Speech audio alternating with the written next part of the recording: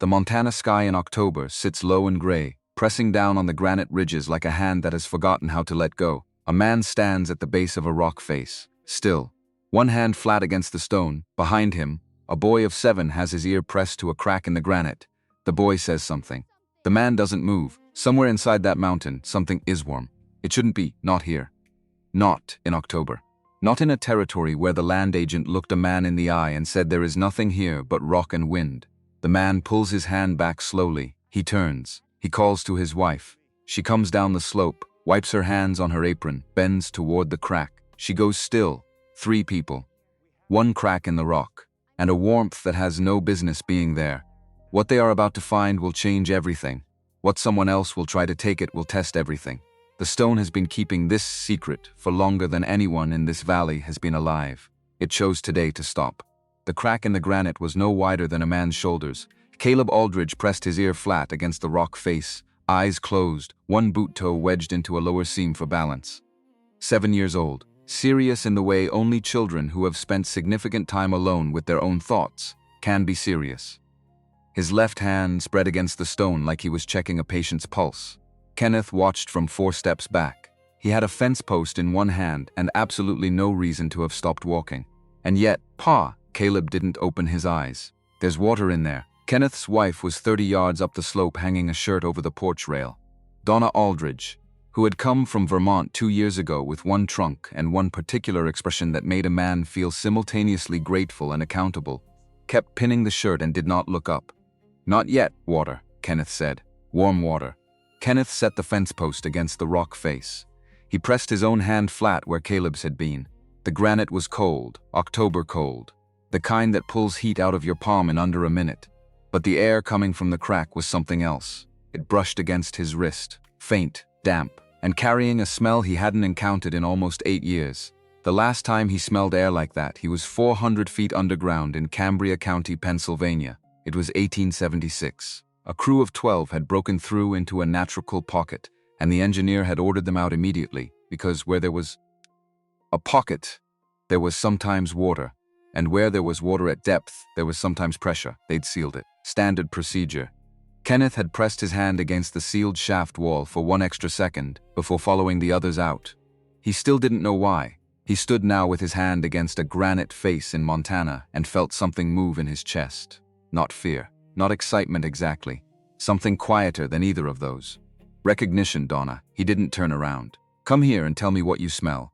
The shirt pinning stopped. A pause. Then boots on October ground, Donna came to stand beside him. She didn't ask questions first. That was one of the things about her. She bent toward the crack, close enough that her hair touched his shoulder, and breathed in slowly. She stood up straight.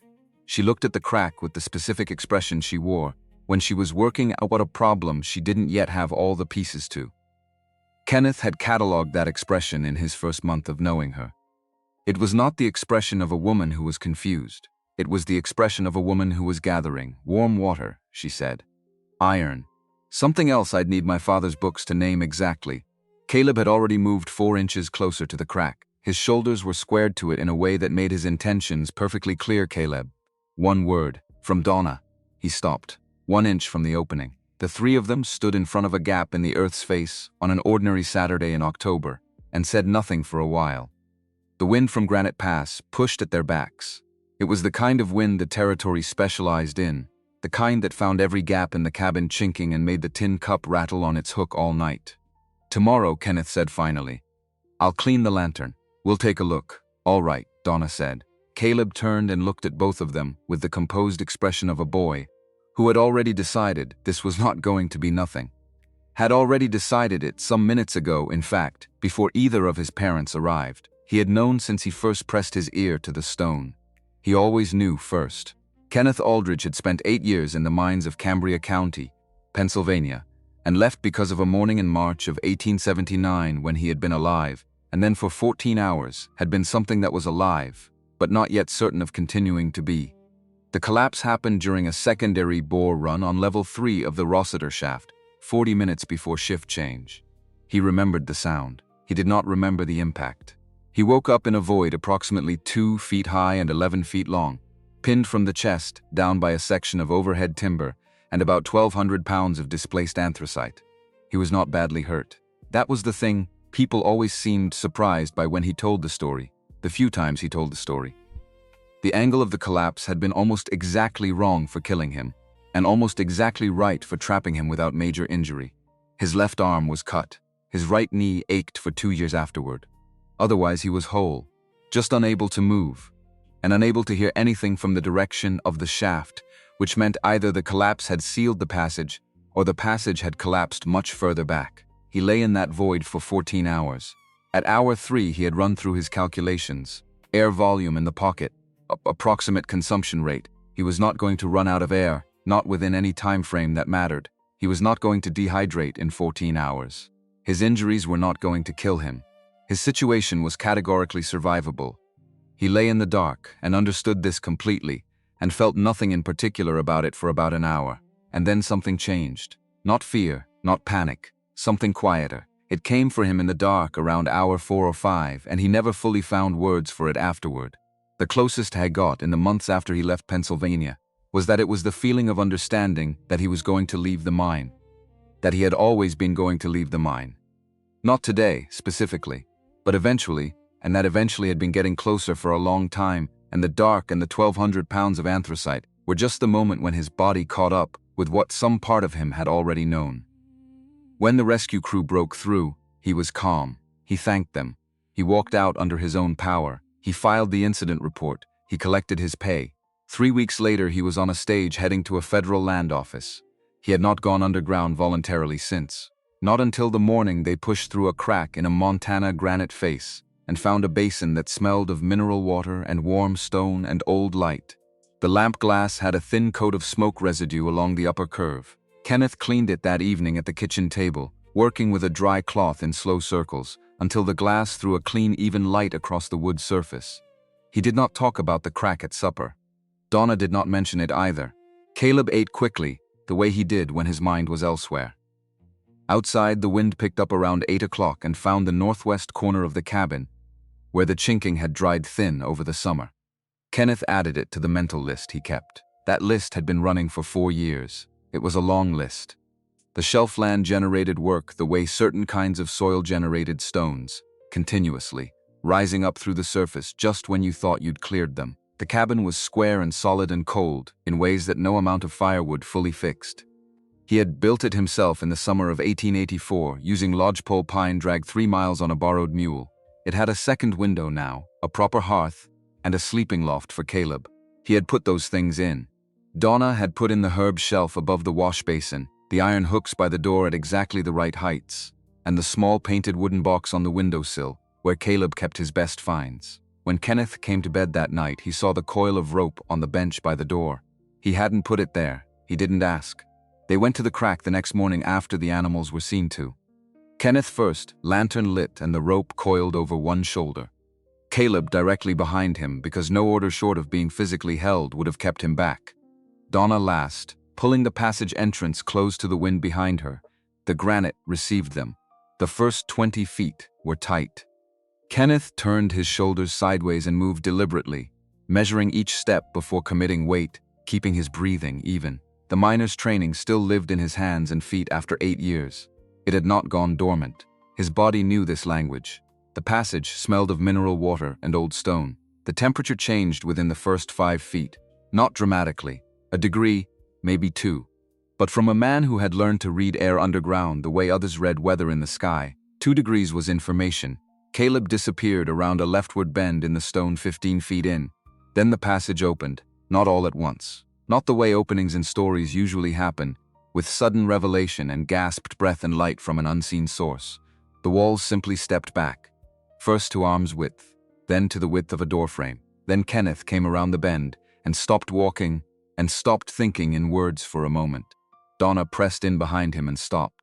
They stood at the edge of a stone basin roughly 30 feet across at its widest point, and somewhere between 15 and 20 feet high at the apex of the ceiling, which was not entirely ceiling at all. It was a series of fractured granite slabs stacked against each other at angles that filtered outside light through a dozen narrow fissures in the rock above. The light that came through was indirect and thin and real. It caught the moisture in the air. It gave the whole space a faint luminosity that was nothing like lantern light and nothing like October daylight either. Something between the two. Something that made the air seem thicker with presence. Caleb stood in the exact center of the basin, both arms extended, head tilted back, looking straight up at the fissured ceiling. His face wore an expression Kenneth could not name and would spend the better part of a decade failing to adequately describe to people who had not been there. It was not wonder exactly. Caleb's version of wonder was usually quieter than this. It was something more like recognition, like a door opening onto a room that had always theoretically existed, but whose existence had only just been confirmed. Kenneth had gone underground hundreds of times in Pennsylvania. He had broken through into dozens of natural voids.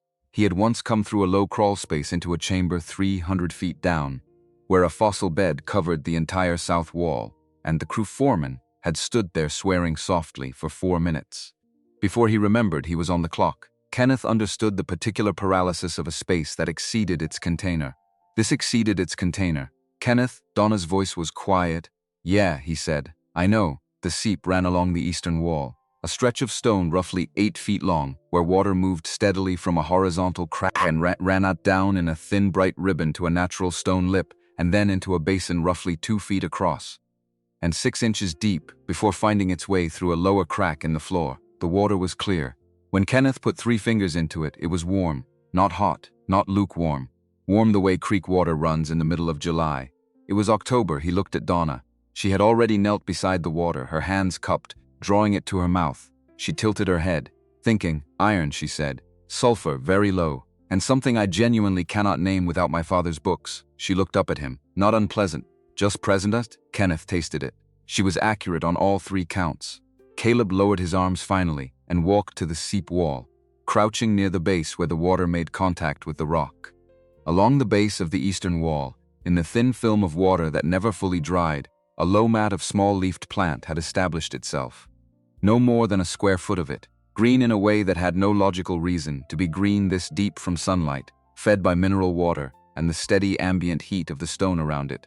Something's growing here, Caleb said. He touched it with one careful finger. It's alive. It's growing.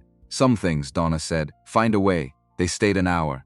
Kenneth walked the perimeter of the basin twice with the lantern, measuring in paces, pressing his hands to the walls, tapping the stone in places to listen for hollow sound behind it.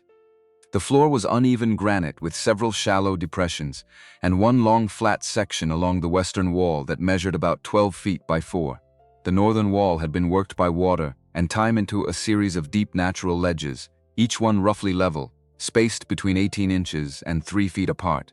He was looking at this space the way he used to look at new shafts, taking inventory, understanding the geometry, noting what was there and what the there implied. Donna sat on the long flat section of floor near the western wall, and was quiet in a way she was almost never quiet outside, where there was always wind to contend with and always something requiring attention. Here the air was still. The temperature was held by several tons of granite on every side. Whatever the outside was doing, it was doing it somewhere else. Caleb collected 3 small white pebbles from the basin floor and put them in his front pocket. When they came back out into the gray October morning, blinking, the wind had strengthened from the north, and the temperature had dropped another 2 degrees. Kenneth turned and looked at the crack in the granite face with new eyes. Not new information, exactly. New framing, it's ours, he said. Not as a claim, more as an acknowledgement of something that had already been true and simply now had a name. Caleb had found the marks on the northern wall during that first hour, low near the floor, while his father was circling the perimeter and his mother was sitting in the still air. 3 characters carved into the stone, old, not English, not any alphabet Caleb recognized. He traced them with one careful finger and then went to find his father. Kenneth looked at the marks for a long time. Someone was here before us, Caleb said. Looks like it. Do you think they knew about the warm water? Kenneth looked at the seep, at the green growing thing at the base of the eastern wall, at the steady ribbon of warm water running its permanent course across the stone. Yeah, he said. I think they did. He did not tell Donna that evening. He sat with it for a while. The knowledge that the basin had a history that preceded them, that someone had stood in this same warmth, in this same dark, and found it worth marking, meant something he couldn't yet articulate. It meant the place had been found before. It meant the place could be found again. It meant that what they had stumbled into was real in a way that went deeper than their own 4 years on the shelf above. He thought, some things exist independent of who holds the paper on them. He thought, the question is always whether the paper and the thing end up in the same hands. Work began on a Monday. Kenneth was not a man who could leave wonder sitting idle when there was still good light and a solid back. The first task was air. He spent 2 days on the upper granite face with a cold chisel and a hammer, following the line of fissures with his fingertips, until he located 2 that could be opened without destabilizing the slab above. He worked slowly, a 1/4 inch at a time. Between each strike he descended to the basin, where Donna stood with the lantern and watched the ceiling. On the second day, late afternoon, the light came through. A column thin as a handspan, dropping straight to the basin floor in a bright rod that moved across the stone as the sun tracked west. Caleb stepped into it immediately. He stood there with his arms at his sides, face tilted up, and said it felt like standing in a warm room with a window open. Kenneth, descending through the passage with the chisel still in his hand, stopped in the entrance to the basin and watched his son stand in that column of light. He did not say anything, but he noticed that his chest had done something and filed it under things to think about later. Donna addressed the Seepwalls 3 mornings. She brought clay from the creek in a bucket through the passage, which required turning the bucket sideways at the tight section and losing about 1/3 of it against the stone walls each trip.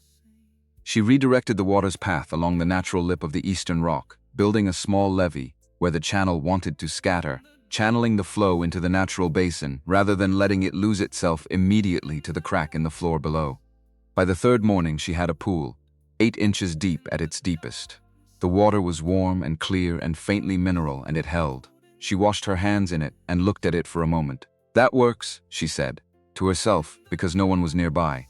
A habit from years of living alone in her own head, the kind of internal accounting most people let happen silently, but that Donna occasionally let slip through into voiced sound. Kenneth built the storage shelves from pine he'd been drying in the cabin rafters for 3 weeks, cut into sections short enough to manage the bend in the passage, and assembled on the inside. Donna cut the frame notches to sit level on the uneven stone floor.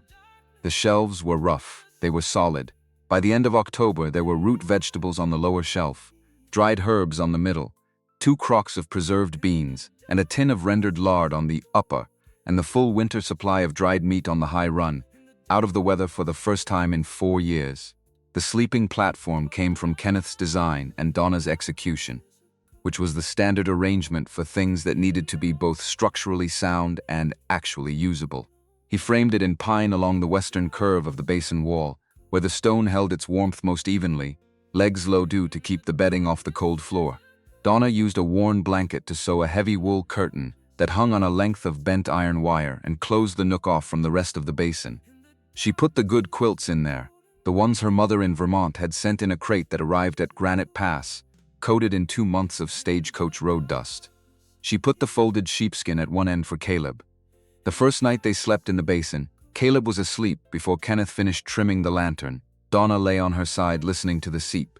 The sound was very small, continuous, steady in a way that weather sounds never were, which were always building towards something, or falling away from something, always in motion.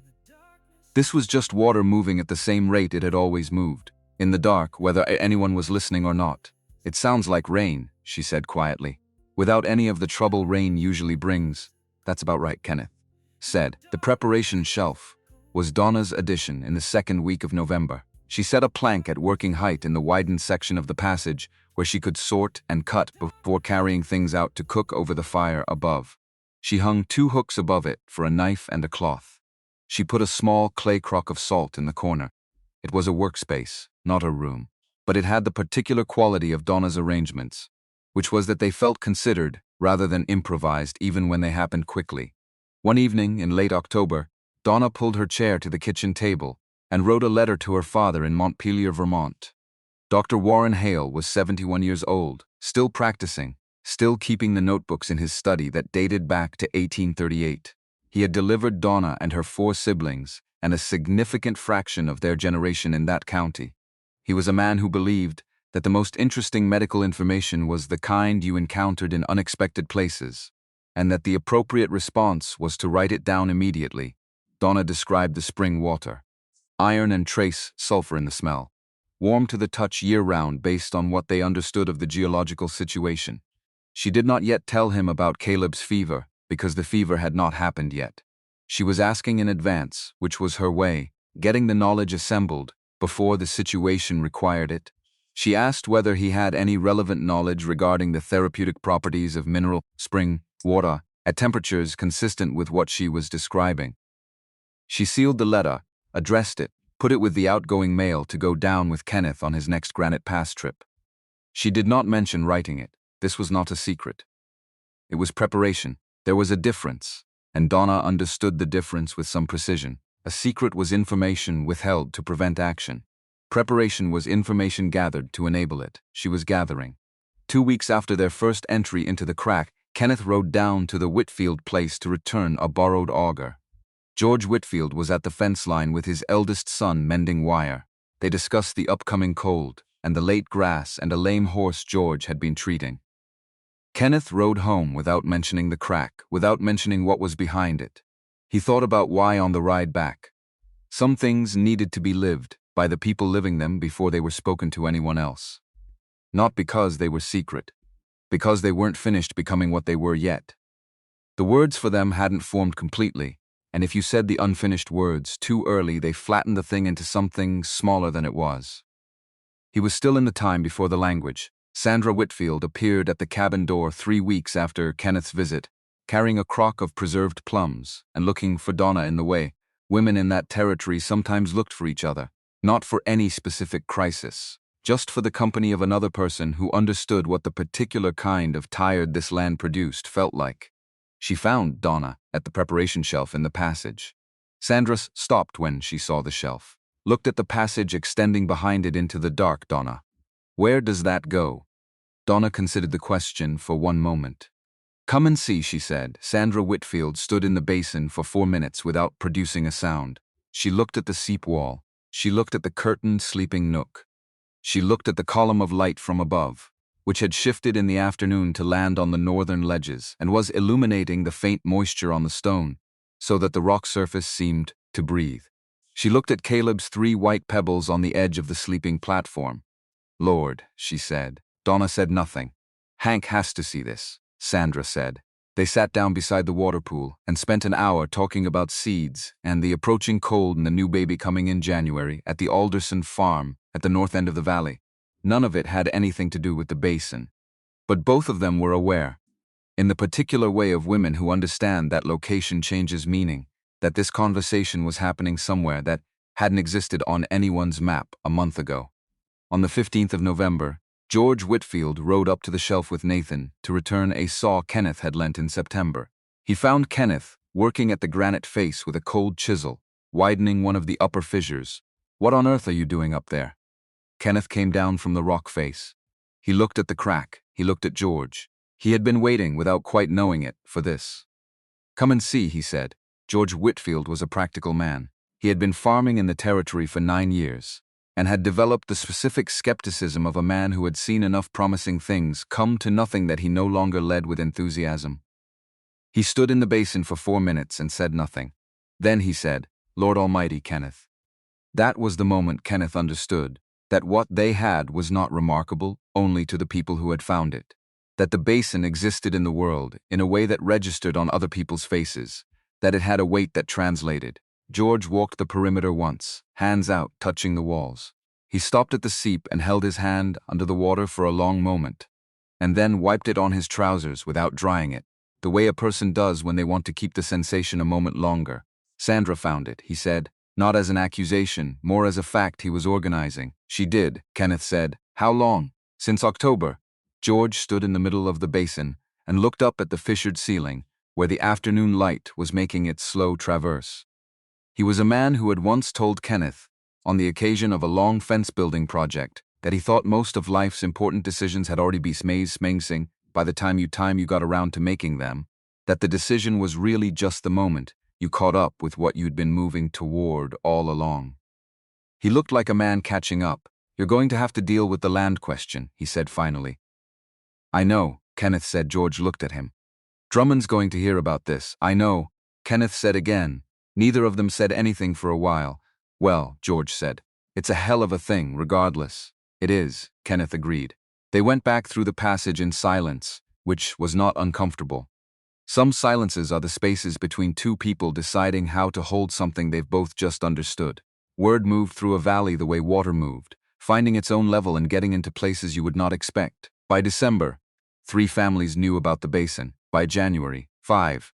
Most came by invitation on Kenneth's terms, an afternoon visit where he brought them through the passage and showed them the seep and the shelves and the column of light. And they stood in the basin and breathed the mild air and went home with something altered in their faces. A stillness, the way people sometimes got still when they had seen something that recalibrated their sense of what was possible in a given stretch of ground. Lawrence Beckett, the doctor and pharmacist at Granite Pass, had heard about the basin through the same channels as everyone else. He tracked Kenneth down on a Tuesday in January when Kenneth was at the general store for supplies. Beckett had been in Philadelphia before Montana, had practiced in a neighborhood that received immigrants from many directions, which gave him a working familiarity with several things most men in Granite Pass would not have thought to acquire. He had been waiting, in a sense, for someone in this valley to ask him a particular question. He did not wait for Kenneth to ask it. He led with it himself. "The mineral spring in your formation," Beckett said, in the back corner of the store while his own order was being filled. "Iron and trace sulfur, warm year-round. You understand what people back east are doing with water like that?" Kenneth listened for 20 minutes. Beckett described the mineral spring resorts in Virginia and New York, the documented therapeutic benefits in joint inflammation and persistent digestive conditions, the specific literature on febrile illness in children, where warm mineral water had shown consistent results in cases unresponsive to standard treatment. "I'm not suggesting you open a resort," Beckett said, "but I am telling you that what you have is not nothing. Medically, economically. People travel very long distances for what you're describing to happen on their land by accident." Kenneth rode back up to the shelf in the late afternoon and thought about this the entire way. He had built this life in pieces, post by post and cord of wood and bucket of water. He had not built it expecting anything extraordinary to come of it, because he had stopped expecting things and found that stopping improved the quality of the day considerably. And now the land had turned out to contain something extraordinary anyway, on its own schedule, without consulting his expectations. He was not going to make large decisions about what that meant tonight. But he was going to remember what Beckett had said in precise detail.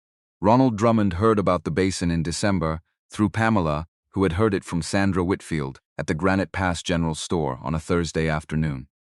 Sandra had not intended to say anything. But Ronald and Pamela had come in while she was at the counter, and the conversation had moved away.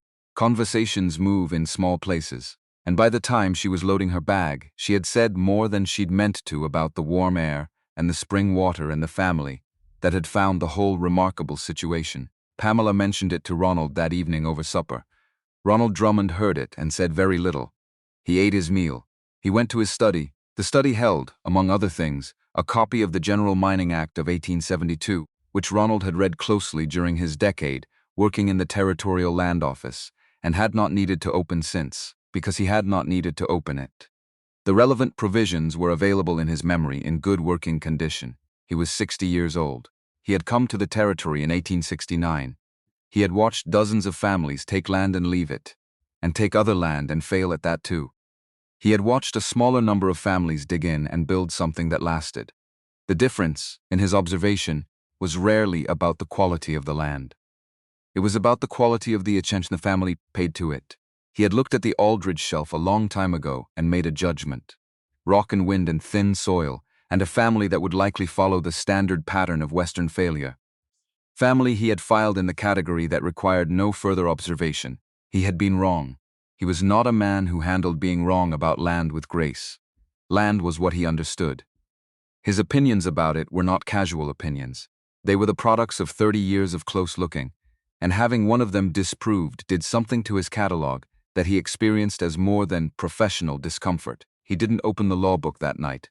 He didn't need to. He knew exactly what he was looking for.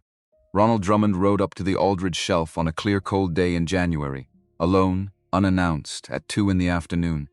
Kenneth was in the barn when he heard the horse. He came out to find Drummond already dismounted, standing in the yard, looking at the granite face to the east, with an expression that was doing a careful job of not being any particular expression. They had spoken perhaps a dozen times in 4 years. Always at Granite Pass.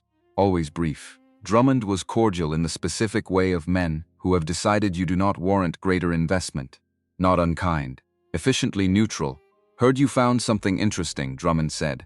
Might have, Kenneth said. Mind if I take a look? Kenneth walked him to the face and pointed to the crack. Drummond stood in front of it and was quiet for longer than the situation seemed to require. That's a mine entry. You file a mineral claim? It's not a mine, no ore. Natural cavity. You're drawing water from it, for the household. It's our land, your cabin claim is on the shelf, Drummond said. Rock face is a separate matter. You file on the rock face? Kenneth didn't answer immediately.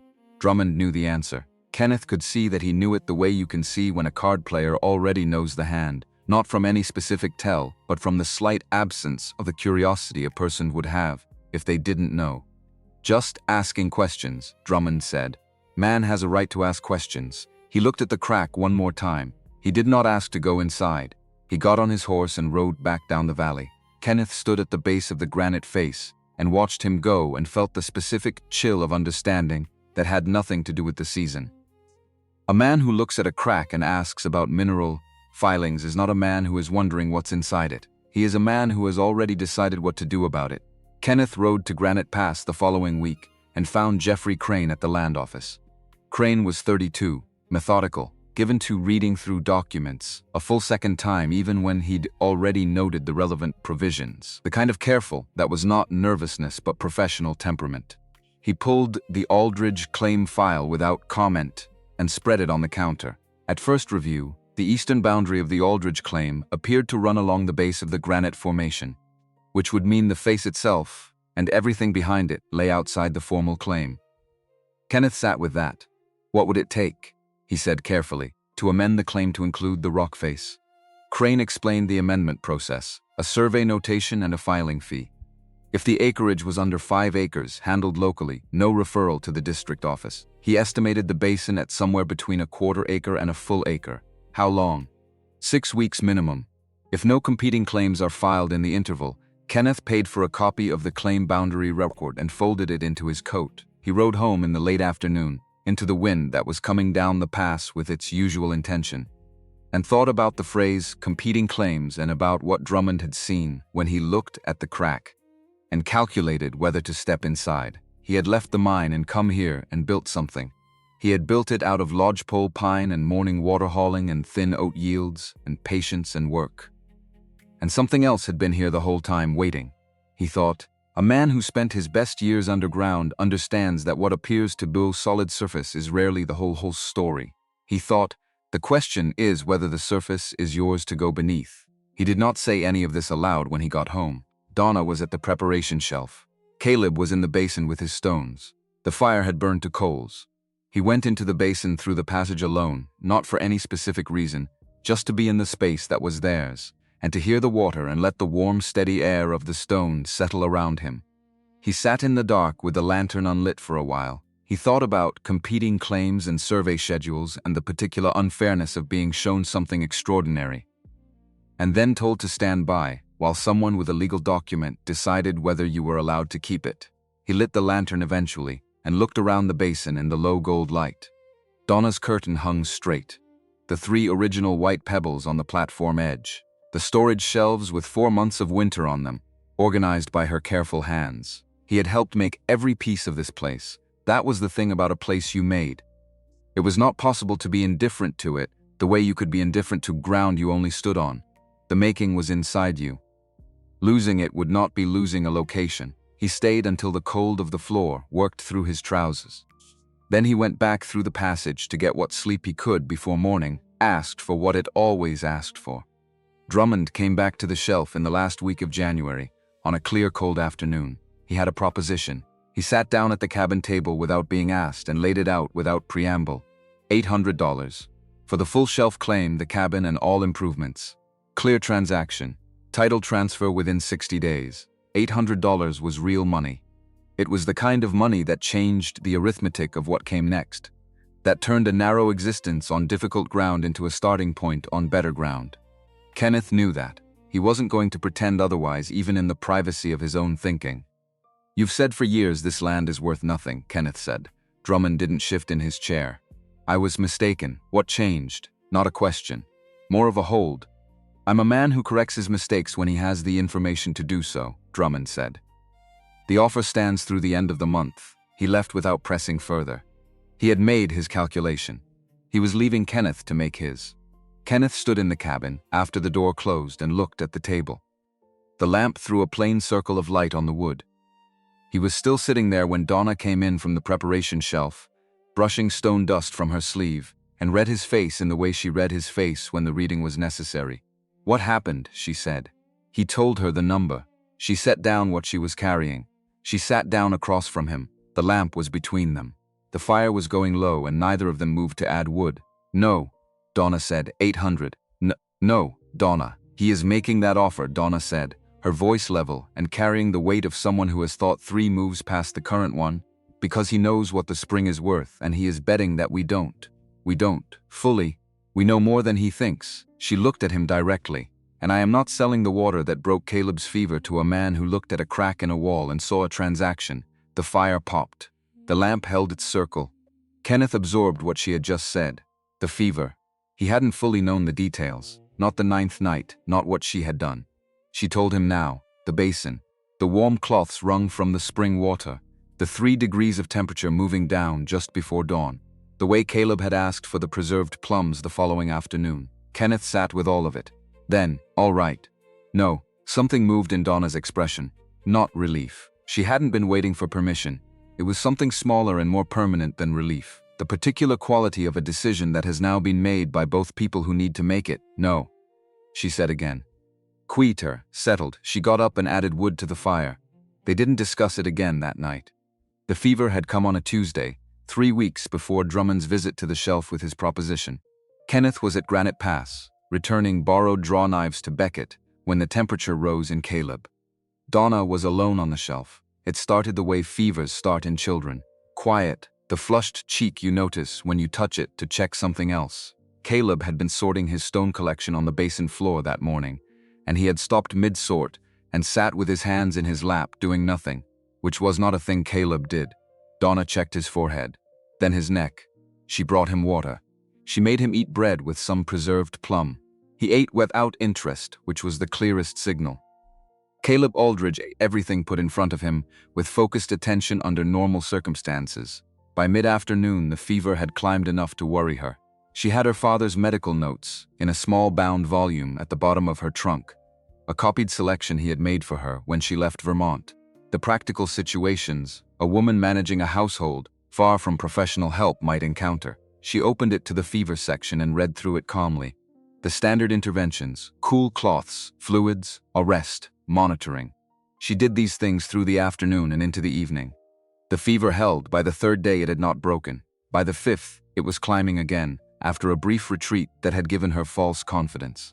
By the 8th day, Caleb was sleeping more than he was awake, and when he was awake, he was present in the fragmented way of a child whose body is using most of its available resources elsewhere.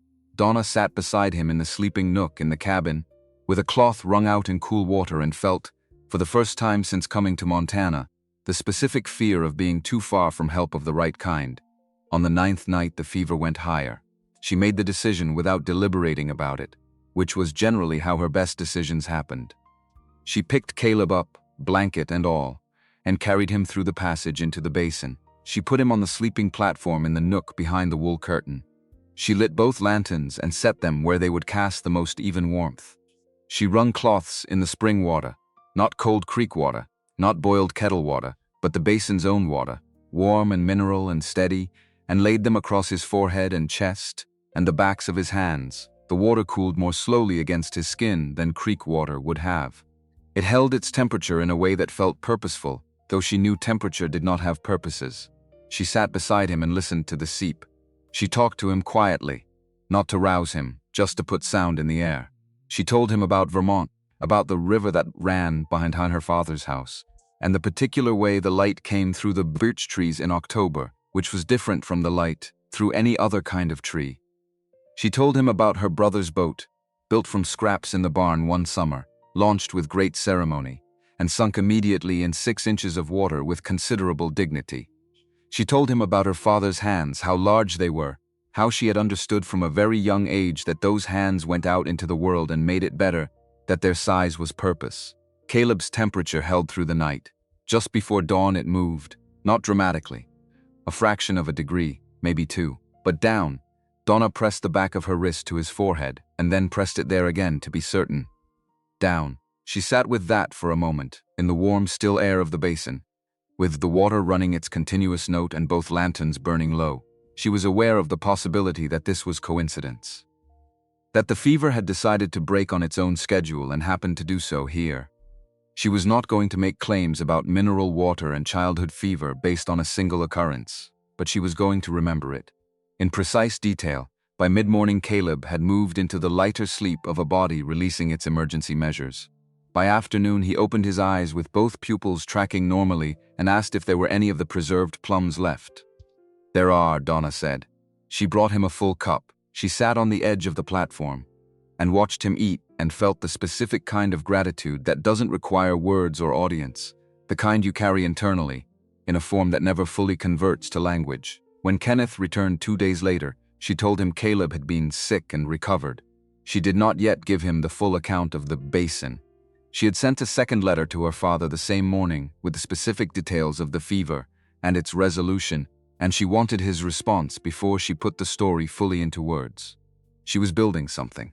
She wanted it built correctly, before she showed it to anyone, including her husband. She had learned that from her father, from his hands going out into the world and making it better by knowing things precisely.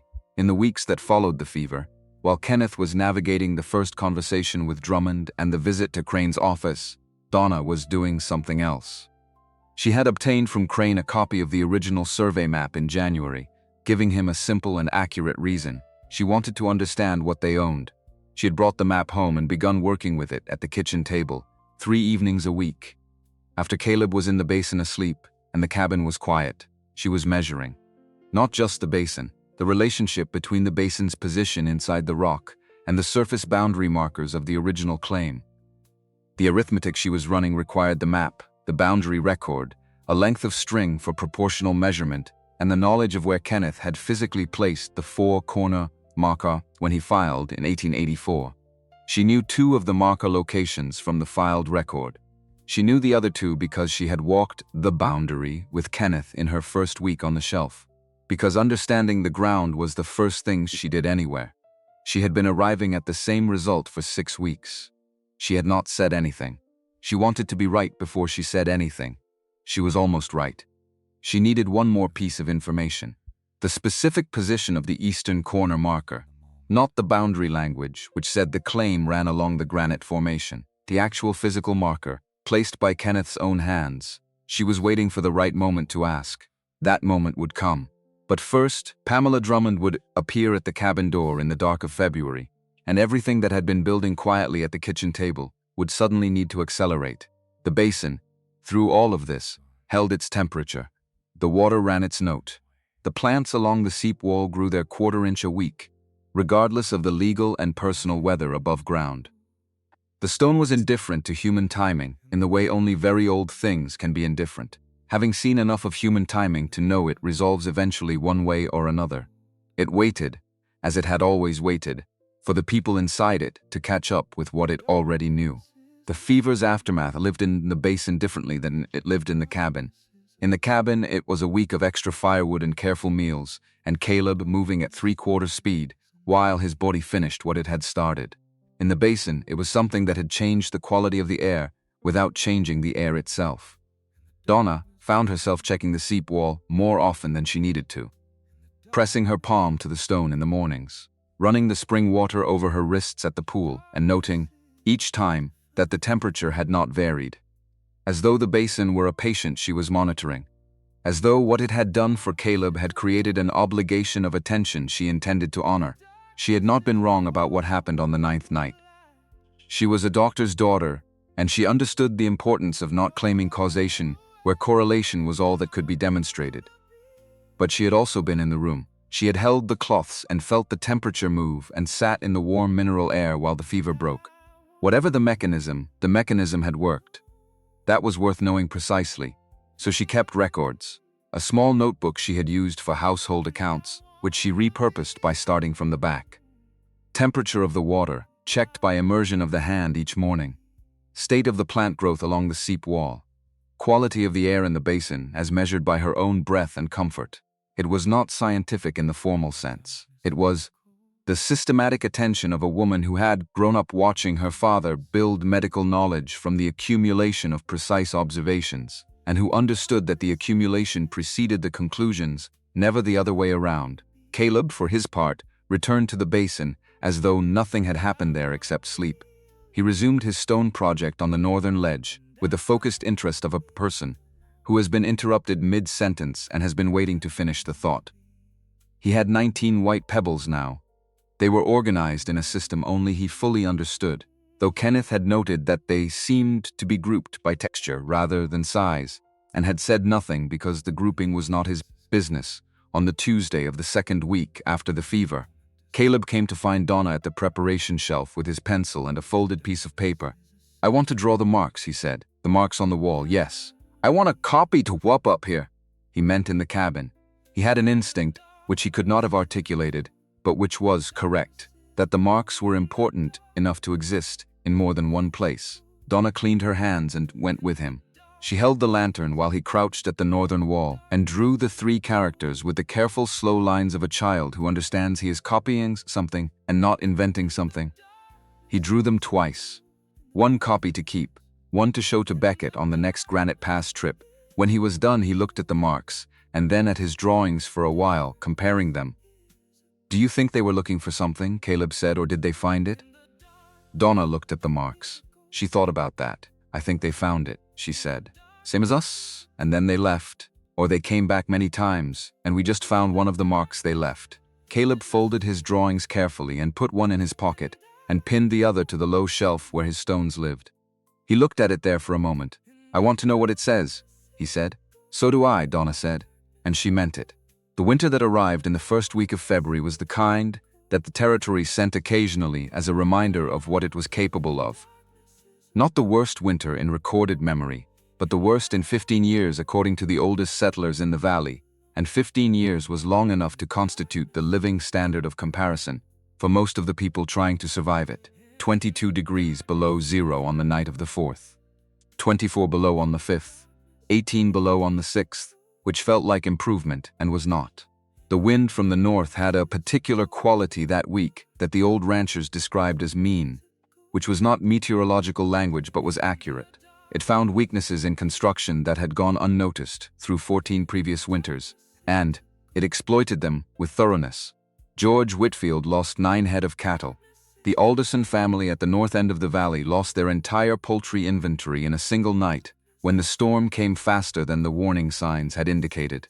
Old Prescott, who had been in the territory longer than nearly anyone and who marked time by disasters, added this one to his list in the 3rd or 4th position, depending on the year he was in when he thought about it. The Aldrich family lost nothing. They had been sleeping in the basin since November. The stone held its temperature independent of what February was doing above it. The 2 cows and 4 sheep spent the worst 3 nights in the cabin, which was warm enough for livestock if the fire had been running all day, and returned to the small barn when the worst passed. The stored food on the basin shelves was insulated by several feet of granite from anything the weather could attempt. On the 3rd morning of the cold snap, Kenneth went up to the upper granite face and checked the fissures he had opened. They were intact. The column of light still came through in the afternoon, reduced to a thin gray thread by the overcast above but present. He stood in the basin in the early morning of the 4th day, the coldest recorded morning, and the temperature inside was what it had always been. Stone temperature, the particular constant warmth of the deep earth that does not fluctuate with seasons, because it answers to a different clock entirely. He stood there and thought about 9 head of cattle and about a family at the north end of the valley, counting chickens that were not there anymore. He went upstairs and spent the morning helping George Whitfield string an emergency windbreak on the northern barn wall, which was what a neighbor did. He did not say anything about the basin, about why his own livestock had come through the worst cold in 15 years without significant distress. But George was a man who noticed things. On the walk back to the property line, he stopped and looked at the Aldrich shelf and at the cattle standing placidly in the yard, and at the smoke rising from the chimney in a normal way, not the desperate fire smoke of a family burning everything they had to stay warm. "You came through that whole run without a loss," George said. "We did." George looked at him in the way of a man assembling a picture from pieces he already had. "Somewhere warm to be," George said, which was what Kenneth had said in November. "That's right." George was quiet for a moment.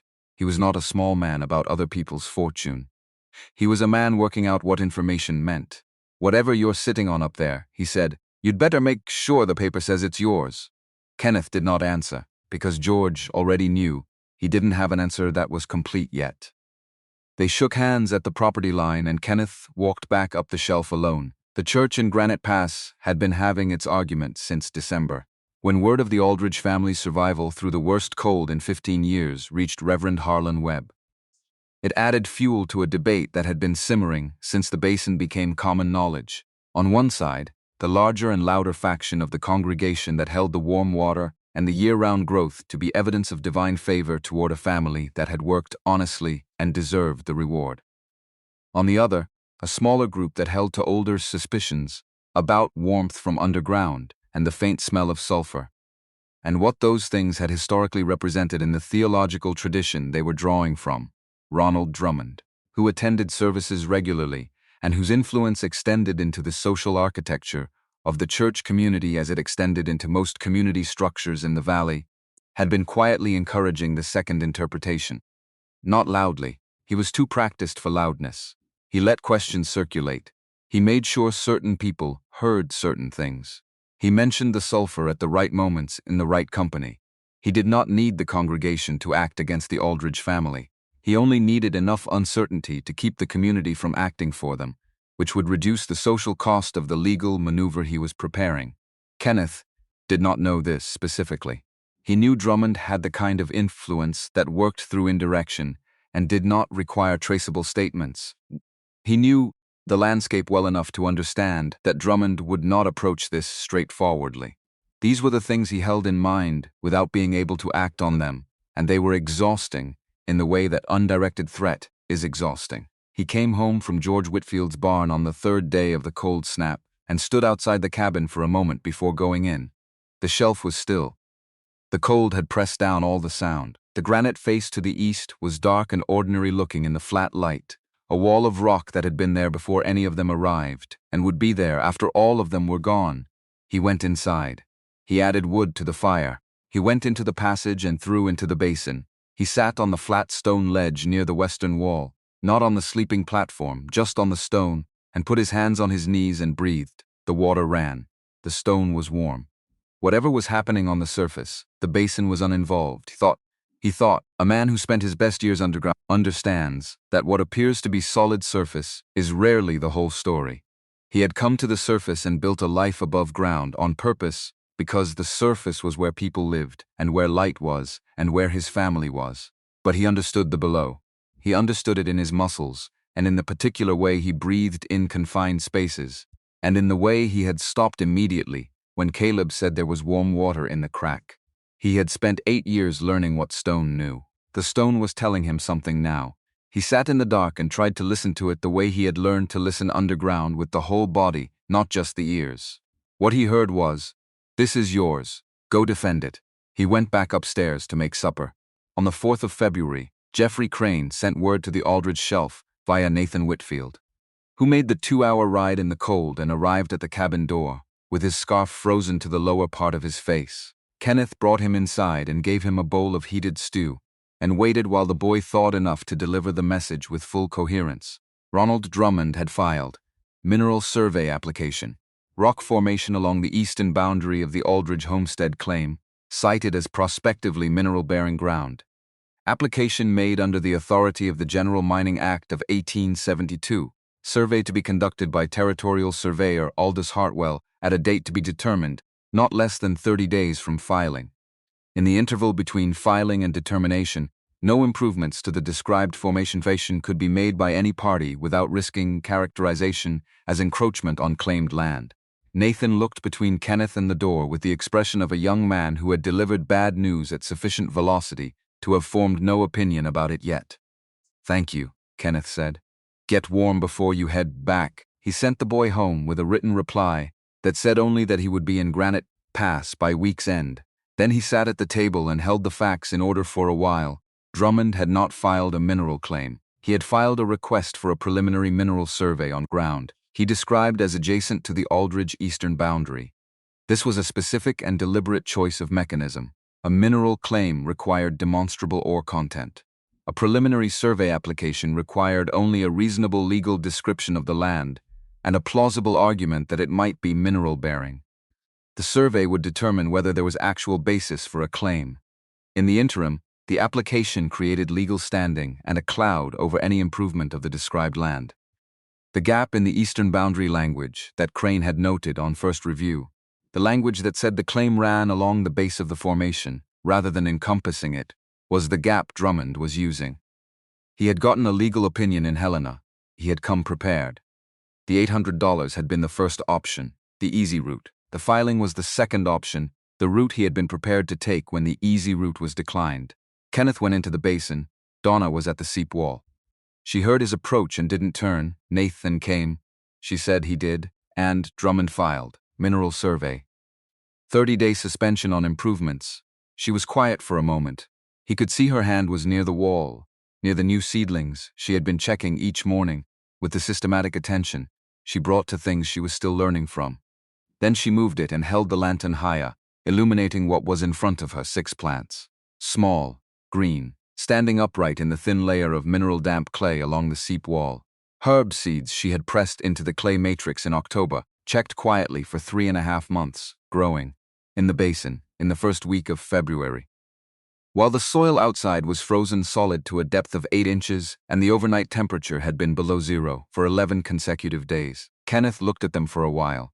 He crouched beside Donna, and they were both at the same level, close to the ground, the lantern between them, the 6 small upright shoots bright and certain in the light. "How long?" he said. "Since October. Every seed took. You didn't say anything. I wanted to be sure first." "A beat." "I'm sure." He looked at the plants. He looked at the stone around them, the basin walls that held their temperature against every external argument, the ceiling where the light came through in the afternoon, and found the eastern wall. He thought about Beckett's information and about a resort in Virginia where people paid to sit in water like this and felt better afterward. He thought about $800 and the way Drummond had sat at his table with the settled confidence of a man executing a plan. He thought about 6 green plants in February.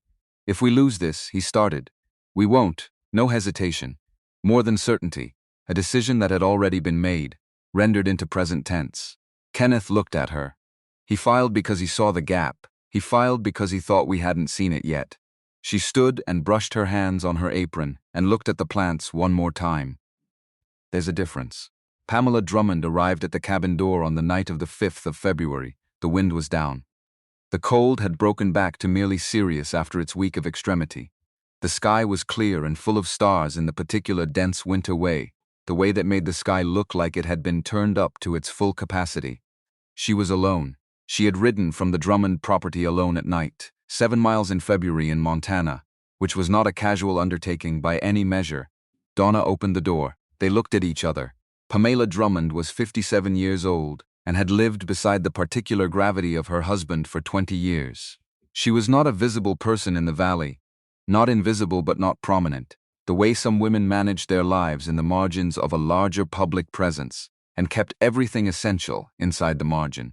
She had come with her chin up and her coat buttoned straight and the specific expression of a woman who has made a decision and executed it before she could reconsider.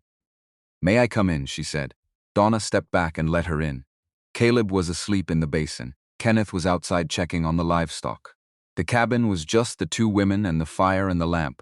Pamela Drummond did not sit down. She stood near the door as though maintaining the option to leave. "He filed yesterday," she said. "You know that now?" "We know. What you may not know is that he has been planning this since December." He looked at the lamp and then at Donna. "He went to Helena before Christmas. He spoke with a man there he knows from his years in the land office. He came back with a legal opinion about the gap in your eastern boundary language. Donna was still. He made you an offer first because he thought you'd take it," Pamela said. "When you didn't, he moved to the filing. Why are you telling me this?" Pamela looked at her for a moment, not calculating. Something older than calculation, Because Ronald is a man who uses the law the way certain men use a rifle, she said. Accurately. Toward things that should not be targets. She looked at the map on the wall, the one Donna had gotten from Crane and spent 3 months working with. You have a child who is sick and recovered. You have something growing in that stone that has no right to be growing. You have a family that came through the worst cold in 15 years without losing an animal. She stopped. Some things don't need to happen. The fire settled. Donna looked at Pamela Drummond for a long time. He doesn't know you're here, Donna said. No. And you rode 7 miles. Yes. The quality of the silence changed. It was not the silence of two strangers. It was the silence of two women who understood, without needing to narrate it, what it cost to stand where Pamela was standing. Thank you, Donna said. Pamela buttoned her top button, which was already buttoned, and turned toward the door. She stopped with her hand on the latch. The eastern marker, she said. The one your husband placed. I'd look carefully at where he put it. She opened the door. Cold air moved in from outside. Good night, Mrs. Aldrich. The door closed. Donna stood in the cabin for perhaps 30 seconds. Then she went to the wall and took down the survey map. She spread it on the table and lit a second lamp and put it close. She got the piece of string she used for measuring, and the pencil and the notebook, where she had been accumulating the numbers for 3 months. She had done this arithmetic a dozen times. She had been arriving at the same result for 6 weeks, and she had not been certain enough to say it. She had wanted one more thing, one more piece of information, the eastern marker, the one Kenneth placed. She knew where Kenneth placed his markers. She had walked the boundary with him in the first week she was on the shelf. She had noted the eastern marker, flat granite stone, set at the corner of the formation, not at the base, at the corner. She had been calculating from the base. She pulled out the notebook and began again from the corner. She worked for 3 hours. Kenneth came in at some point, and she held up a hand without looking up, and he read it correctly and made tea and set it beside her and went to the basin to sleep. The cabin was quiet except for the pencil and the string and the numbers moving through the lamplit air. At some point after midnight, she set the pencil down. She sat with the result. The basin was not behind the granite formation. It was inside it. The passage ran horizontal into the ridge, not through it and past it. And the ridge, measured from the corner marker that Kenneth had physically placed with his own hands in the summer of 1884, fell within the claimed boundaries on all sides. Drummond had filed on ground described as adjacent to the Aldrich eastern boundary. Adjacent meant beside, outside, neighboring. If the ridge was inside the claim, there was no adjacent ground to survey. There was only interior ground, and interior ground was not subject to a mineral survey application filed on adjacent land. She looked at the numbers for a long time. She ran them once more, slowly, each step stated on the page. Same result. She closed the notebook. She would need Crane to verify the corner marker location against the filed record. She would need Kenneth to confirm where he had actually placed it. Both of these things she could do before the end of the week, but she was good enough at arithmetic to know when it had stopped being a question. She went to the basin and lay down next to Kenneth in the dark. The water ran its note. The stone held its warmth.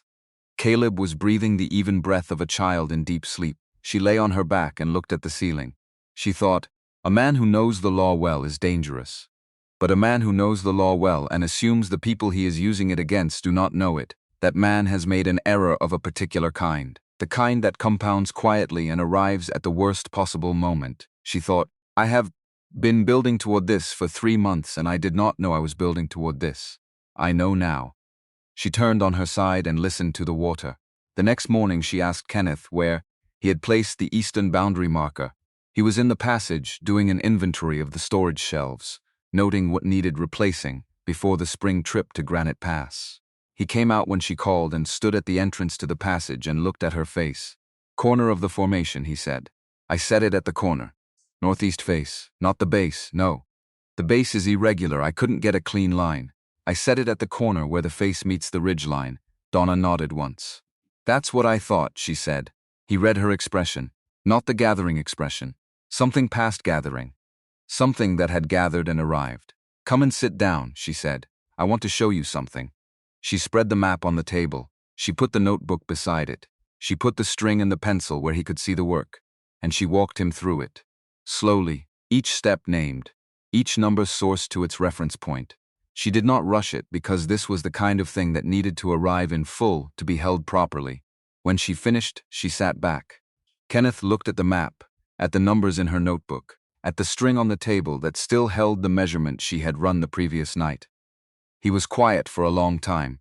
He was a man who had set those boundary markers with his own hands, who knew the ground between them in every season, who had pressed the northeastern corner post into the granite socket he had chipped for it himself on a July morning in 1884, when the sweat was running off him and the mule was standing in the only shade on the whole shelf complaining about the situation. He knew exactly where that marker was. He looked at the numbers. He filed on adjacent ground, Kenneth said. He described it as adjacent.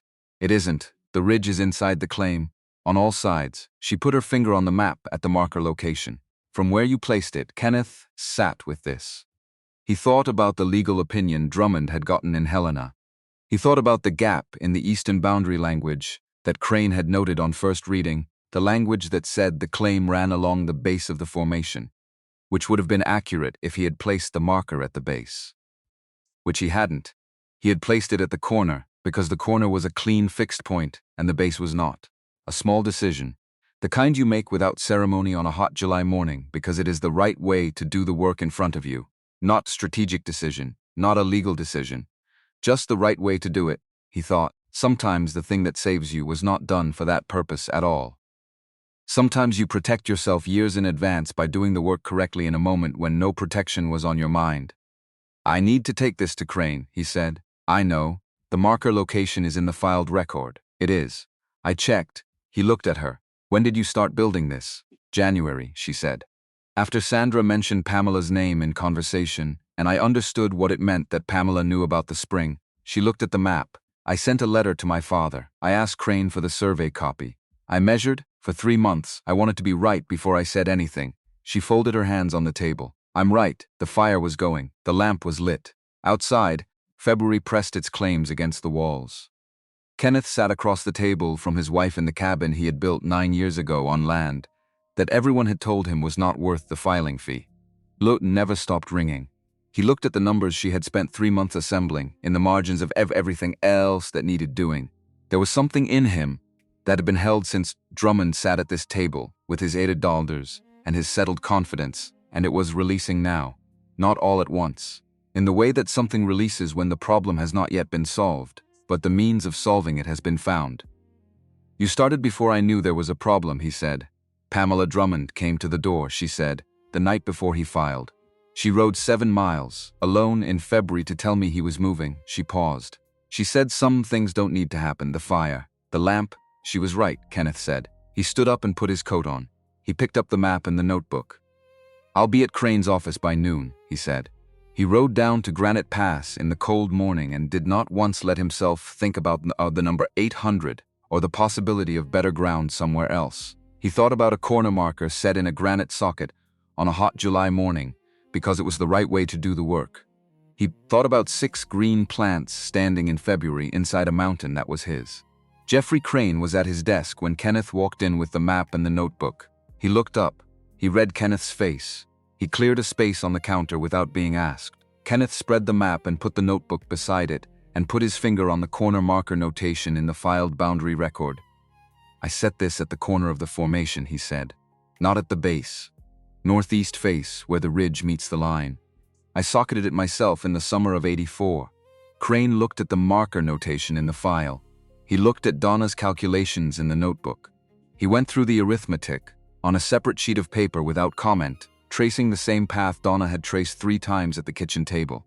The office was quiet, a fire in the small iron stove in the corner. The sound of the street outside, which in Granite Pass in February was mostly wind and occasionally a horse. Crane set his pencil down. If the marker was placed at the corner of the northeast face, he said, the ridge is encompassed by the claim on all sides.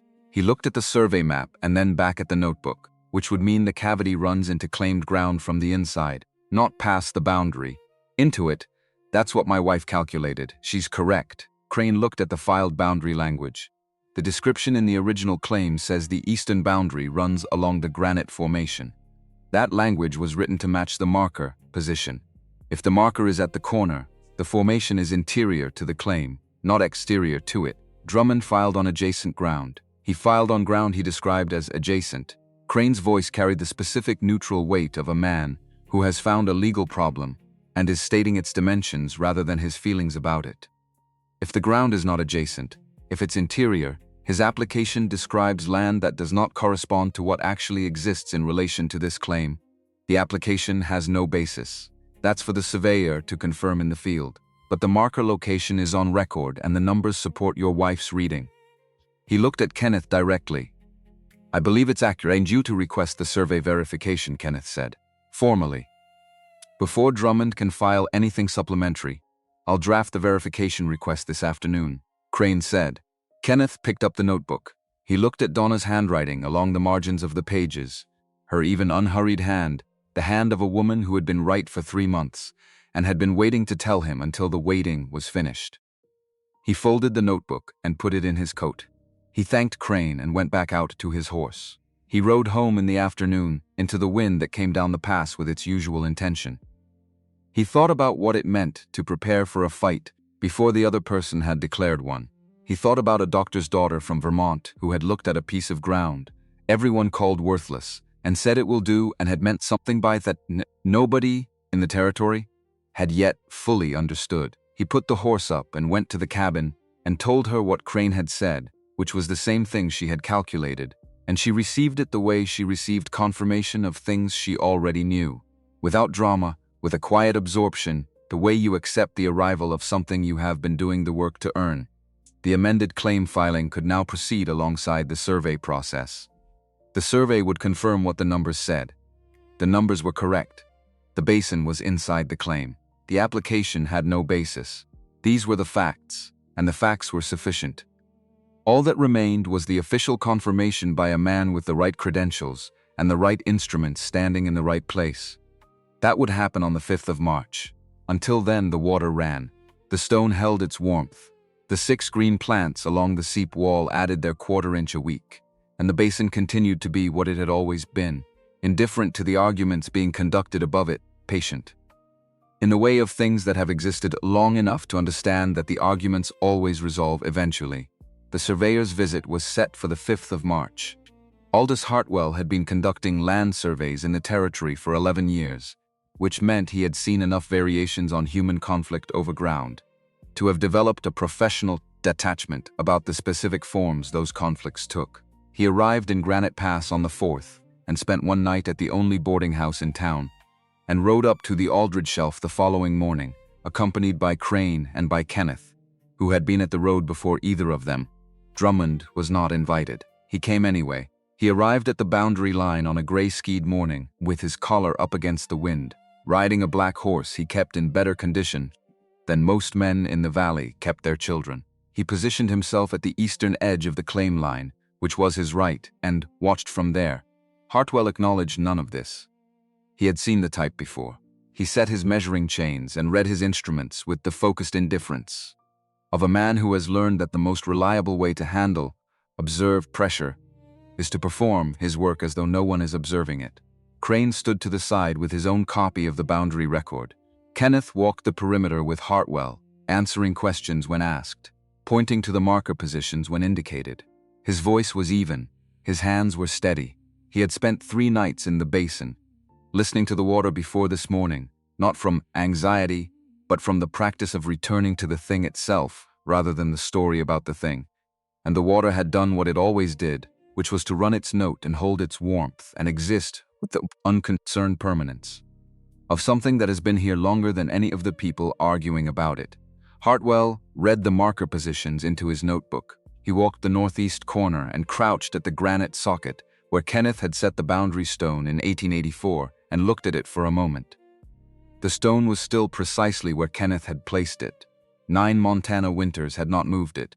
It sat in its chipped granite socket at the corner of the northeast face of the ridge, and it meant exactly what it had always meant, and it did not require anyone's interpretation to do so.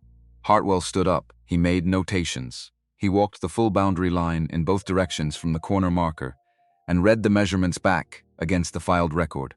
He was thorough in the way that professional surveyors are thorough, which is the kind of thorough that leaves no interpretable gap. Then he said, "Show me the formation." Kenneth took him to the crack. Hartwell looked at the crack the way a man looks at something that requires updating of a prior model. He looked at his notebook. He looked at the crack again. "This goes in," he said. 40 feet, Kenneth said. "Opens into a basin," Hartwell wrote in his notebook. He turned and looked at Drummond, who was still at the boundary line, still on his horse, still watching. 30 yards between them. The wind moved across the shelf without preference. Hartwell read from his notation aloud, confirming it for the record.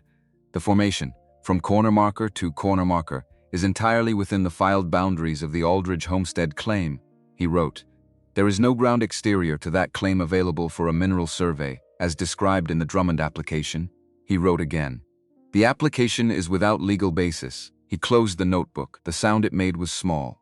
The book was not large, but in the particular quiet of that morning on the shelf, with the wind momentarily between gusts and 3 men, standing at the entrance to a crack in the rock, and 1 man watching from 30 yards away on a black horse, the sound was precise and sufficient. Drummond did not speak. He sat on his horse at the boundary line for a measured moment, long enough to make it clear that he was leaving by his own decision and not because of what had just been said. Then he turned the horse and rode down the valley. No words, no visible anger.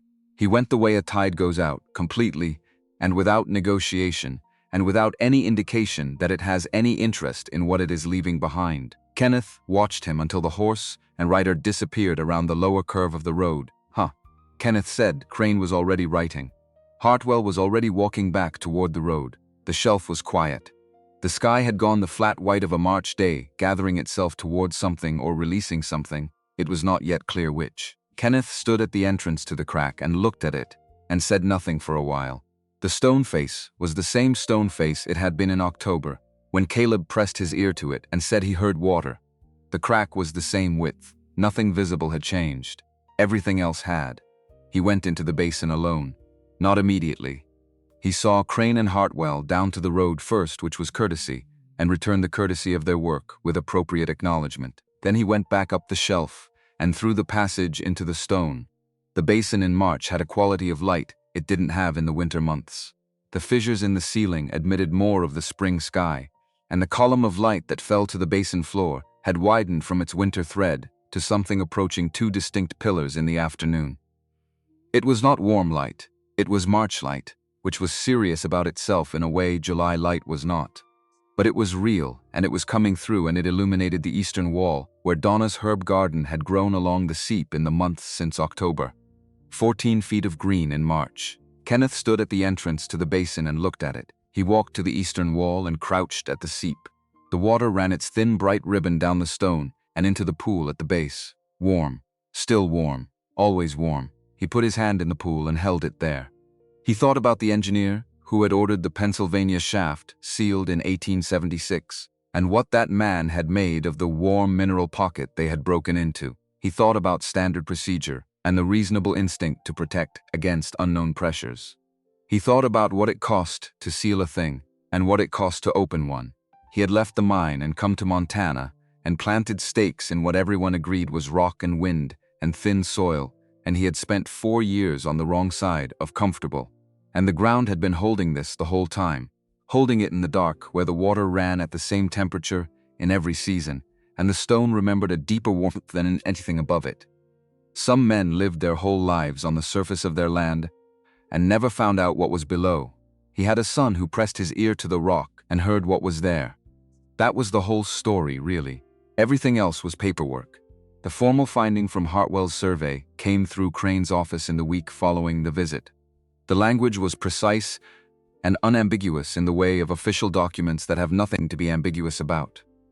Drummond's application was dismissed. The mineral survey proceeding was closed without action. The ground described in the application did not correspond to any exterior formation available for survey under the applicable law.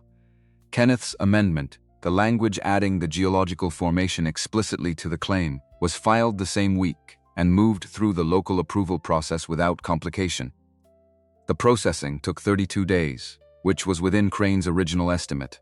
The amended document came back with the land office seal and Crane's signature at the bottom. Kenneth brought it home on an afternoon in early April and set it on the table. Caleb was in the basin with his current stone project, which had grown considerably since October and now occupied an entire ledge on the northern wall. He came through when he heard his father's boots. He looked at the document on the table, and then at Kenneth. "What does it mean?" he said. "It means this is ours," Kenneth said, "official, on paper. All of it, including the formation." Caleb looked at the seal. He traced the outer edge of it with one finger. "It was always ours," he said. "Yes," Kenneth said, "but now the paper agrees." Donna came in from the preparation shelf and stood at the edge of the table and looked at the document. She didn't pick it up. She read it where it lay, and then she went to the shelf above the wash basin and got down the small bottle of apple brandy her mother never had sent from Vermont 2 Christmases ago, the one they had been keeping for a purpose that had not yet been clear enough to open it for. And she poured 2 inches into 2 tin cups and set one in front of Kenneth and held the other herself. They drank without ceremony, which was the appropriate amount of ceremony for a thing that had required 3 months of quiet, work, and one cold February night, and a woman riding 7 miles in the dark to say that some things don't need to happen. Caleb had already gone back to his ledge. Beckett tracked Kenneth down at the general store on the Tuesday following the amended claim's arrival. He had a journal, not his own, but a copy he had made by hand from the Philadelphia Medical Repository of 1884, the relevant section concerning mineral spring therapeutics. 8 pages in Beckett's handwriting, comprehensible once you had the key. Kenneth read through it in the back corner of the store, while Beckett loaded his own supplies. The journal described 3 documented cases where persistent fever in children under 10, unresponsive to standard treatment over periods of 7 to 12 days, had resolved within 48 hours of immersion in mineral spring water at temperatures between 92 and 98 degrees Fahrenheit. It did not claim causation. It noted the correlation with appropriate scientific restraint. It noted the consistency across 3 geographically distinct cases. Kenneth read it twice. He folded the copy and put it in his coat. "Keep it," Beckett said from across the store. "I made it for you." Kenneth looked at him. "I figured someone should have it on record," Beckett said, "in case the record ever matters." The letter from Vermont arrived on a Tuesday in the 2nd week of April. It was the reply to Donna's letter from January, 3 months of travel and composition, and travel again. Dr. Warren Hale wrote in the cramped script of a man whose hands had been doing fine work for 50 years, and whose letter paper was filled to the margins because postage from Vermont to Montana was not cheap, and a doctor did not waste the space he had paid for. He had consulted with his colleague Dr. Marcus Webb in Boston, whose practice included a substantial population of patients referred from the mineral spring resorts in Virginia. He had reviewed the relevant sections of the Philadelphia Medical Repository for the years 1882 through 1886.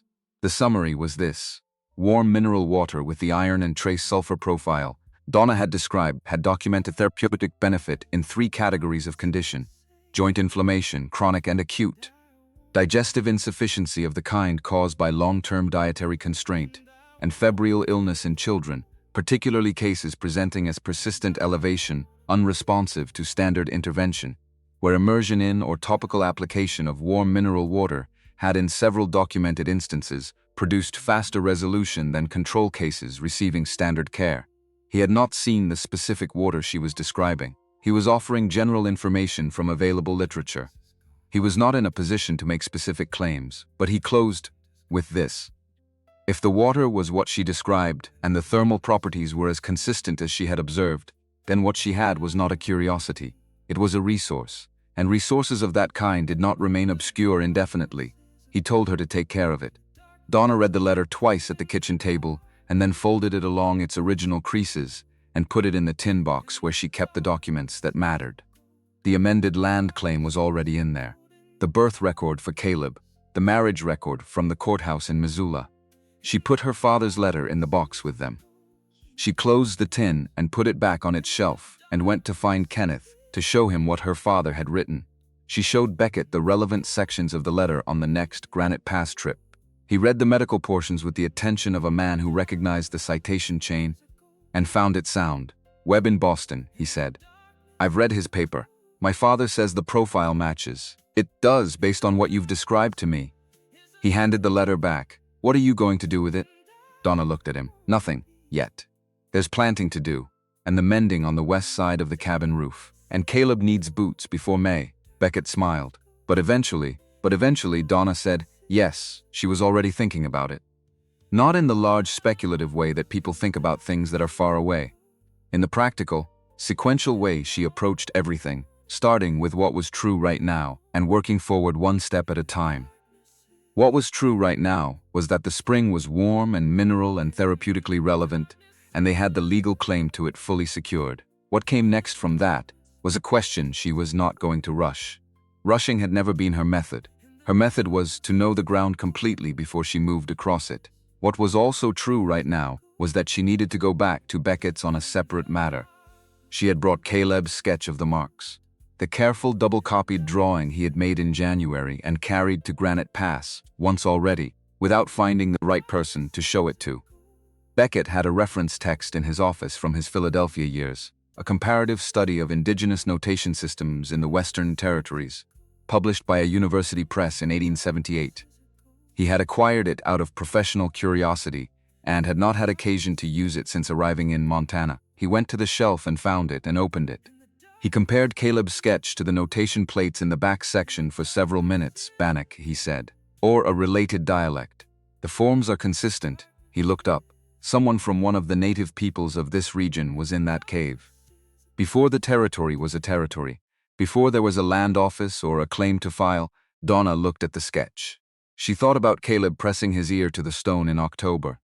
She thought about whatever unknown person had crouched at that northern wall and carved 3 characters into the granite, by firelight or torchlight, or possibly by the same filtered daylight that came through the fissures, and had found it worth marking. They knew about the warm water, she said, almost certainly, and they left a mark.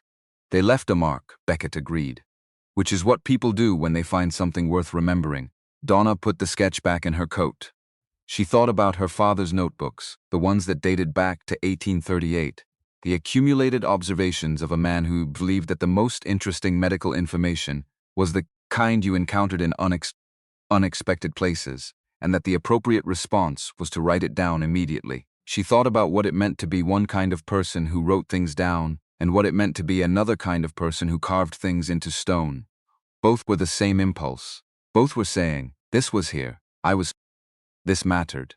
She rode home in the late afternoon, with the letter from Vermont in her coat, and the sketch of the marks in the same pocket, and the knowledge that both of them were saying the same thing from different centuries. In late May, Kenneth went back to the northeastern corner of the formation where Hartwell had read his measurements, and where the boundary marker sat in its granite socket. He came alone, on a Thursday morning when there was no pressing task that couldn't wait an hour. He crouched at the marker stone. He had set it on a July morning in 1884, with sweat running down his neck and a mule complaining in the only shade. He had chipped the socket with a cold chisel and seated the flat granite stone in it with a mallet and made a note in his claim file. He had done it correctly because he did the work correctly, because the corner was the right measurement point and the base was irregular, and a man who had spent 8 years in mines where imprecise measurements could kill people had no inclination to take a shortcut on something as fundamental as where the boundary was. He had not been thinking about anyone trying to use the language of his claim against him. He had not been thinking about mineral survey applications or adjacent ground. He had been thinking about getting the corner right, and the corner being right was the thing that had saved them. There was a lesson in that. Or maybe not a lesson. Maybe just a fact about how things worked, about how care taken, without strategic intent, accrued into protection you didn't know you were building. About how doing the right thing in the moment for reasons that had nothing to do with future contingencies was sometimes the only way to be ready for them. He looked at the marker stone. He looked at the formation rising behind it. He stood up from the corner and went back to the cabin to get to the work that was waiting. The church in Granite Pass had been having its arguments since December, and it concluded itself in April. Or rather, it did not conclude so much as settle, the way arguments in small communities settle when the facts become undeniable enough that holding to the opposite requires more effort than most people can sustain.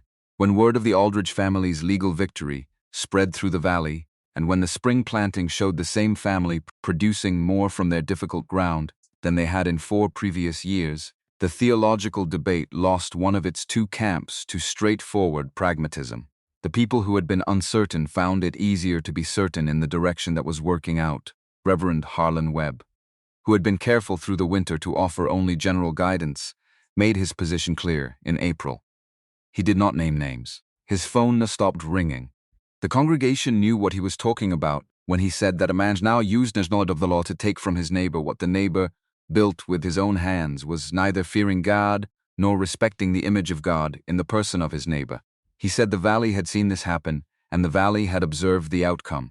The comment about the valley observing the outcome was precise. Small communities run on observation. What they observe shapes what they permit. Drummond continued to ranch his 900 acres. He continued to have the largest operation in the area.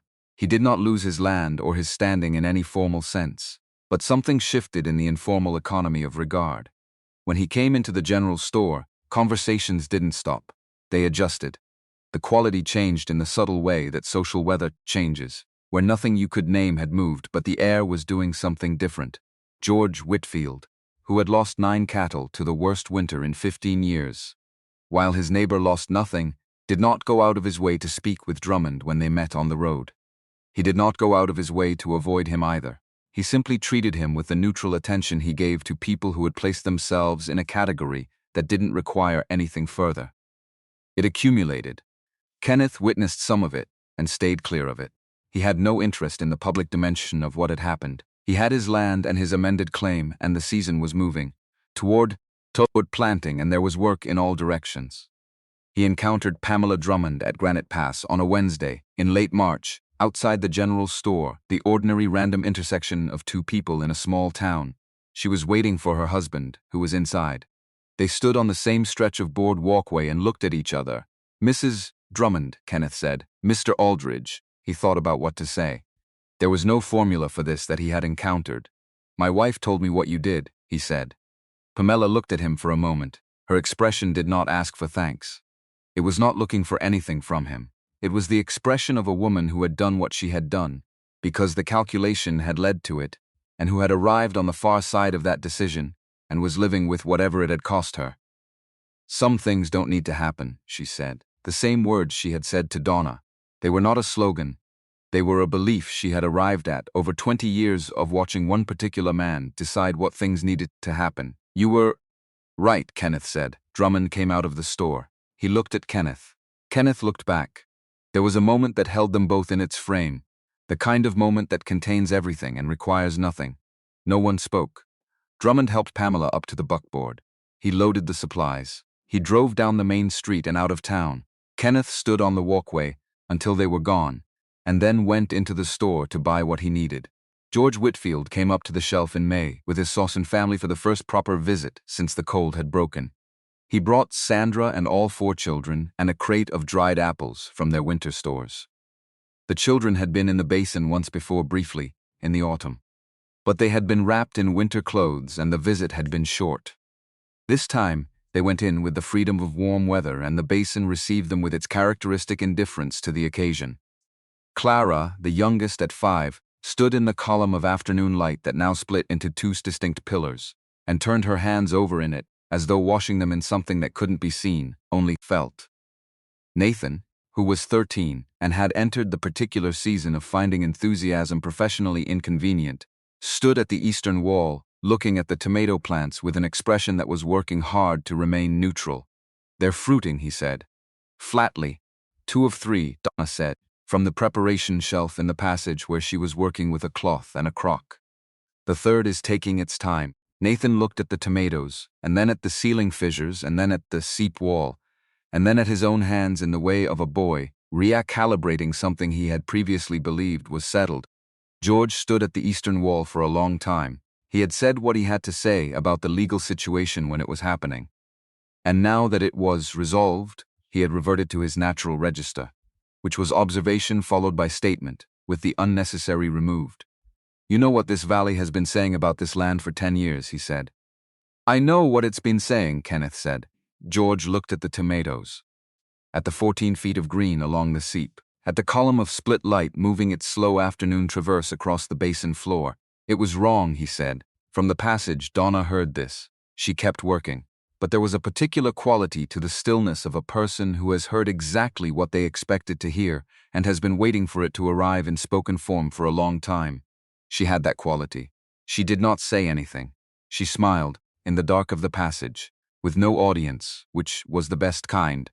Caleb and Nathan spent time together at the northern wall, which was the kind of thing that happened when an older boy decided, despite his professional indifference, that there was something worth looking at. Caleb showed Nathan the marks. Nathan looked at them for a while. Beckett said Bannock. Caleb said, "Huh." Nathan looked at the characters. He was quiet for a moment with the specific quality of a 13-year-old who is thinking about something and has not yet decided whether thinking about it makes him interesting or makes him a child. He decided on interesting. "Could find somebody who knows it," he said, "up north. There are people at Fort Belknap who know the languages." Caleb had not thought about this. He looked at the marks and then at Nathan. "Would you help?" he said. "I could ask my pa," Nathan said. "He knows the man who runs the post at the agency." They sat on the basin's floor with the lanterns and looked at the marks for a while. Two boys, one 13 and one 7, sitting in a granite basin that had been found before either of them existed, that had been found before either of their families arrived in the territory. The warm water below had run through before anyone currently living had been born. Whatever the marks said, they said it in the same direction they had always said it, toward whoever was patient enough to stop and look. In late June, Nathan Whitfield returned to the shelf with a name and a partial answer. His father had written to the post at Fort Belknap and received a response from a man named Osborne who managed the trading there, and who had, in the course of his work, developed a working knowledge of several of the regional languages. Osborne's reply, relayed through George Whitfield in a letter dated the 14th of June, said that the characters Caleb had sketched were consistent with a Bannock notation form used to mark locations of reliable water sources, particularly those with medicinal or purifying properties. The specific form suggested the notation had been made to serve as a directional marker for others who knew the system, a way of saying, "Here water, good. Come back, tell others." Kenneth read the letter at the kitchen table and then passed it to Donna. She read it and put it down and looked at the wall for a moment. "They were telling people about it," Caleb said. He had been listening. "Looks like it," Kenneth said. "So it wasn't just them who knew. Other people knew because of the mark. That's what it sounds like." Caleb was quiet for a moment. He had the expression he sometimes wore when he was working out the full shape of something, measuring it against what he already knew, fitting the new piece into the structure. "We should keep telling people about it," he said. "That's what the mark is for. So people know." Kenneth looked at Donna. Donna looked at the letter from Osborne, written in practical post-manager prose about ancient notation systems, was saying something that connected directly to the letter from Vermont in the tin box, which was saying something about therapeutic properties and resources that don't remain obscure, which connected to what Beckett had said about resorts in Virginia and people traveling long distances for what the Aldrich family had happened upon by accident, or by a 7-year-old boy pressing his ear to a stone, which might be the same thing. "Yes," Donna said to Caleb, "that's what the mark is for." The spring of 1888 was the best the shelf had produced. Some of that was the weather, which turned cooperative in a way Montana weather occasionally did, as though compensating for the preceding season's severity. Some of it was the work Kenneth had done on the drainage along the eastern edge of the planting area, which redirected meltwater away from the thin-soiled sections and extended the usable growing ground by a quarter. Some of it was that the knowledge of what was below changed the relationship to what was above in ways he had not anticipated. He planted oats in the same fields and they came in fuller. He could not attribute this to anything he had done differently. The soil had not changed. The wind from the pass was the same wind. But the man standing in the field changed, and whether that changed the oats or only the observation of them was not a question he spent time on. The garden above ground expanded. Donna planted a long row of onions and 2 rows of kitchen herbs in the outdoor beds beside the cabin. She planted the things she had always planted, and some things she hadn't tried before, because the preserved seed supply was larger than it had been in previous years, the indoor growing having freed up space for experimentation that scarcity had previously foreclosed. But the work that made her most methodical and most quiet was in the basin. By May, the herb plants along the seep had grown past the 15-foot mark. She added 3 new rows of different varieties in the mineral damp clay. The tomatoes on their 2 bearing plants had set more fruit than she had estimated in April. The 3rd plant, which had been the slowest through the winter, had begun fruiting in its own time, which was later than the others and apparently final, In early June, she transplanted 2 of the herb plants to a small outdoor bed near the cabin door to test them in the open air. They did not thrive. After 2 weeks, she brought them back inside. She noted this without visible reaction, filed it. She mentioned it to Beckett on the next Granite Pass trip. Grown in those conditions. They've adapted to those conditions, he said. Moving them is like moving a plant from one climate to another and expecting identical performance. So whatever grows in there stays in there, Donna said. Most likely, she thought about this. That's not a problem, she said. That's just the shape of it. Beckett looked at her with the particular look he reserved for people who had processed information faster than he expected. I suppose it is, he said. The summer moved the way good summers moved, with enough work to keep the days full, and enough light to make the fullness feel earned, rather than relentless. Kenneth finished the drainage work and started on the long-delayed repairs to the cabin's northwest corner, where the chinking had been thin. Donna put up the early preserves from the outdoor garden and began the careful record of the basin plantings that she intended to continue indefinitely, not as a scientific project exactly, more as the kind of document her father would have made, the kind you keep because the observation is the point. Caleb, in the evenings after supper, began teaching himself to read the character notation system with the help of Osborne's letter and a second letter Kenneth had requested through George Whitfield, this one containing more detailed examples. He was not making fast progress. He was making steady progress, which at 7 years old in a granite basin in Montana, with no teacher and no reference text, beyond 2 letters from a trading post manager was progress worth noting. He had decided that the marks on the northern wall were his responsibility. Not his alone, not exclusively, but his in the sense that he had found them, and he understood that finding something created an obligation to understand it. His phone never stopped ringing. His father had told him once that a mine marker meant something and that reading it correctly could be the difference between walking into something safe and walking into something not safe. Caleb had extended this principle to all marks left by people in places where other people might come later. If someone had gone to the trouble of marking something, the least you could do was try to understand what they meant. He had 14 pebbles identified as matching specific characters in Osborne's system. He was working on the 15th. On a warm evening in July, Caleb Aldrich sat at the edge of the water pool with 26 white pebbles arranged in a curved line beside him and counted the tomatoes on the vine for the 3rd time that week. He had been counting them regularly since they began setting fruit because the number had been increasing, and he wanted to track the increase with appropriate documentation. 16, he said. Not to anyone. It was the kind of accounting a person did for the record. From the passage came the sound of his father working, the specific rhythm of a whetstone against iron, long draws at a steady pace, the sound of care taken with something that needed to stay sharp. Kenneth had been in the passage since after supper, sharpening tools for the next day's work, working through the set with the methodical attention he brought to everything that needed maintaining. From above, through the fissures, and through the passage and through the crack in the face, came the sound of Donna's voice. She was on the shelf in the last of the evening light, singing the kind of thing you sing when you are alone, and the day has been good, and the quality of the air is exactly right for it.